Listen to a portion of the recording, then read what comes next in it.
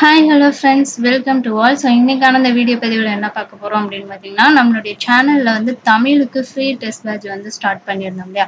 So அதில் வந்து இயல் வைஸ் வந்து டெஸ்ட்டு நடந்துக்கிட்டு இருக்கு. ஸோ 6th ஸ்டாண்டர்ட் இயல் 3 வந்து கம்ப்ளீட் பண்ண போகிறோம். ஓகேங்களா. ஃபர்ஸ்ட் டேர்மில் உள்ள இயல் 3 வந்து கம்ப்ளீட் பண்ண போகிறோம். ஸோ சைட் பை பார்த்தீங்கன்னா நம்ம சிலபஸ் வைஸும் கம்ப்ளீட் பண்ணிட்டு வரலாம் அப்படின்னு பிளான் பண்ணியிருக்கோம். ஸோ அப்படி பார்த்தீங்கன்னா நம்மளுக்கு வந்து சிலபஸ் வைஸ் பார்த்தீங்கன்னா 3 பார்ட்டா இருக்கும். இலக்கணம், இலக்கியம், தமிழ் அறிஞர்களும் தமிழ் தோன்றும்னு சொல்லிட்டு 3 பார்ட்டா இருக்கும். ஸோ இதுல வந்து பகுதி ஆவுல இலக்கண பகுதியில இருந்து தான் அதிகமான கொஸ்டின்ஸ் வந்து கேட்கறதுக்கு வாய்ப்பு நிறைய இருக்கு. ஸோ 20-25 கொஸ்டின்ஸ் வந்து இலக்கணத்துல இருந்தே கேட்பாங்க. ஸோ இதுல பாத்தீங்கன்னா மொத்தமா உங்களுக்கு வந்து ஒரு 21 டாபிக் இருக்கும். சிலபஸ் பார்த்தாலே உங்களுக்கு தெரியும்.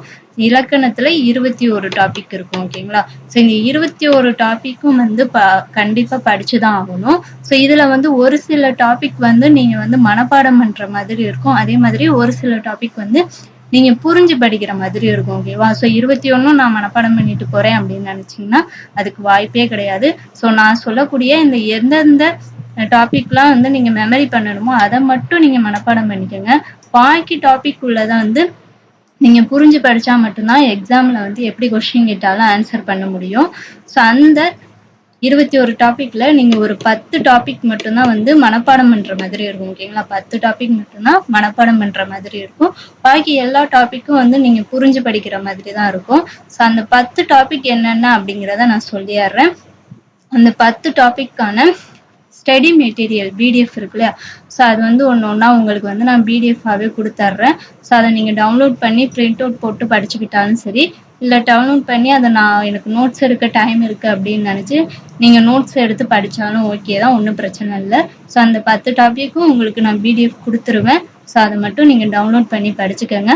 பேலன்ஸ் உள்ள 11 டாபிக்கும் வந்து நீங்க புரிஞ்சுதான் படிக்கணும். ஸோ அது என்னதான் நீங்க வந்து செவுத்துல முட்டி மோதி படிச்சாலும் நான் மனப்பாடம் பண்ணிட்டு போறேன் அப்படின்னு நினைச்சு நீங்க படிச்சாலும் அந்த 11 டாபிக்கும் நீங்க புரிஞ்சுக்கிட்டா மட்டும்தான் எக்ஸாம்ல எப்படி கொஸ்டின் கேட்டாலும் ஈஸியா ஆன்சர் பண்ண முடியும். ஸோ அதனால நான் சொல்லக்கூடிய இந்த 10 டாபிக் மட்டும் மெமரி பண்ணிக்கோங்க. பாக்கி 11 டாபிக்கும் உங்களுக்கு வந்து நான் வீடியோஸா கொடுக்குறேன். அதை வந்து பாத்துக்கோங்க.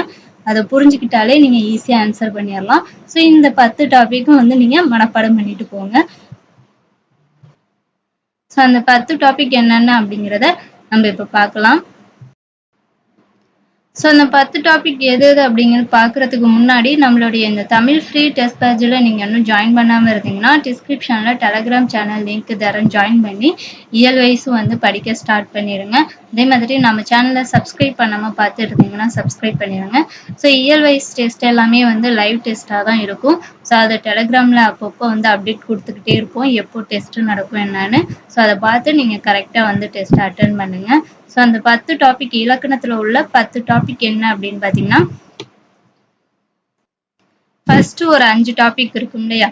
பொருத்துதல், ஸோ ஃபர்ஸ்ட் பார்த்தீங்கன்னா பொருத்துதல், பொருத்தமான பொருளை தேர்வு செய்தல், அப்புறம் புகழ்பெற்ற நூலாசிரியர். ஸோ இதை வந்து பார்த்தீங்கன்னா சொல்லும் பொருளும் கொடுத்துருப்பாங்க இல்லையா.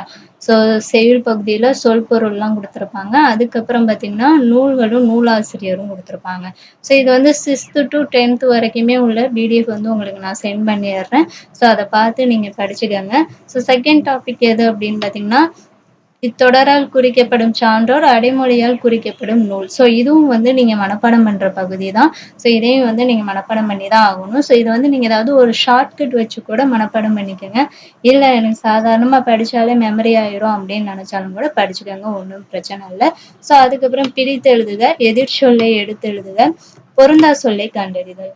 ஸோ பிரித்தெழுதுகிறது உங்களுக்கே தெரியும் எப்படி எழுதணும் அப்படிங்கிறது. எதிர்ச்சொல்லை எடுத்தெழுது, ஒரு சொல் கொடுத்தா அதுக்கான எதிர்ச்சொல் என்ன அப்படின்னு கேட்பாங்க.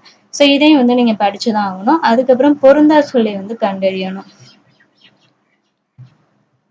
ஸோ அதுக்கப்புறம் பார்த்தீங்கன்னா 6th டாபிக் என்னன்னா, ஆங்கில சொல்லுக்கு நேரான தமிழ் சொல் அறிதல். ஸோ இதுவும் வந்து நீங்க படிச்சுதான் ஆகணும். ஒரு ஆங்கில வேர்டு கொடுத்து அதுக்கான தமிழ் அர்த்தம் என்ன அப்படின்னு சொல்லி கேட்பாங்க. ஸோ அதுக்கப்புறம் ஒலி வேறுபாடு அறிந்து சரியான பொருளை வந்து கண்டறியணும். அடுத்த ஓரெழுத்து ஒரு மொழியிலேருந்து கண்டிப்பா கொஸ்டின், எல்லாத்துலேயுமே கொஸ்டின் வரும். இதுல இருந்து ஒரு கொஸ்டின் 2 கொஸ்டினாவது கண்டிப்பா வரும். ஸோ அதனால வந்து இந்த ஓரெழுத்து ஒரு மொழியை வந்து நல்லாவே வந்து படிச்சுக்கோங்க. ஸோ அதுக்கப்புறம் இலக்கண குறிப்பறிதல், பழமொழி. ஸோ இது எல்லாமே இந்த 10 டாபிக்கும் பார்த்தீங்கன்னா நீங்க வந்து மனப்பாடம் பண்ணி தான் ஆகணும். சரி, வேற வழியே இல்லை, நீங்க ஷார்ட்கட் வச்சு கூட படிச்சுக்கலாம். ஸோ பேலன்ஸ் உள்ள 11 டாபிக்கும் வந்து நீங்க புரிஞ்சுதான் படிக்கணும். அது என்னதான் நீங்க மனப்பாடம் பண்ணாலும் எக்ஸாம்ல வந்து அது ட்விஸ்டடா தான் கேட்பாங்க. ஸோ அதனால வந்து நீங்க புரிஞ்சு படிச்சா மட்டும்தான் அதுக்கு வந்து கரெக்டா ஆன்சர் பண்ண முடியும். ஸோ அதுக்கான வீடியோஸ் எல்லாம் வந்து நான் உங்களுக்கு கொடுக்குறேன், ஒன்றும் பிரச்சனை இல்லை. ஸோ இதுக்கான பிடிஎஃப்பும் நான் ஒவ்வொன்றா கொடுத்துட்றேன். அதே மாதிரி ப்ரீவியஸ் இயர் கொஷனும் வந்து நம்ம பார்த்துடலாம். ஓகேங்களா? இப்போ ஒரு டாபிக் பார்த்ததுக்கு அப்புறம் அதுக்கான ப்ரீவியஸ் இயர் கொஷன்ல எப்படி கொஷின் கேட்டிருக்காங்க அப்படிங்கிறதையும் உங்களுக்கு நான் வீடியோஸாக கொடுத்துட்றேன். ஸோ அதனால வந்து நம்மளுடைய சேனலை சப்ஸ்கிரைப் பண்ணிட்டு நம்மளுடைய டெஸ்ட் பேட்சில் ஜாயின் பண்ணிக்கோங்க. இந்த வீடியோ உங்களுக்கு யூஸ்ஃபுல்லாக இருந்துச்சா அப்படிங்கிறத மறக்காம கமெண்ட் பண்ணுங்க. Thank you to all.